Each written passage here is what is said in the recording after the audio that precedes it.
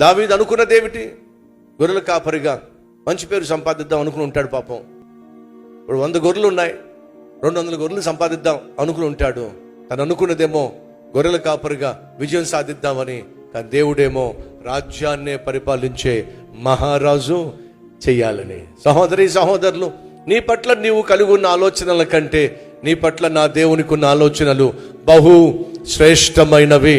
కాబట్టి దయచేసి వినో.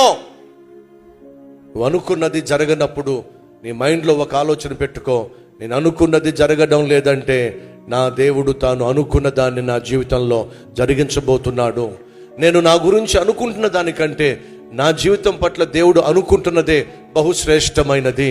బైబిల్ సెలవిస్తుంది, దేవునిని ప్రేమించు వారికి అనగా ఆయన దయా సంకల్పము చొప్పున పిలువబడిన వారికి సమస్తము మేలు కలుగుటకే సమకూడి జరుగుచున్నాయి. సమస్తము.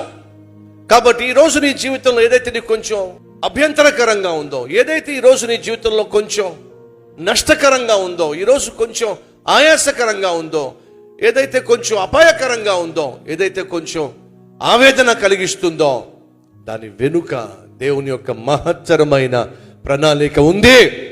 మంచి రోజులు నీకు ఇవ్వాలని చెప్పే దేవుడు అటువంటి పరిస్థితిని అనుగ్రహించాడు, అనుమతించాడు.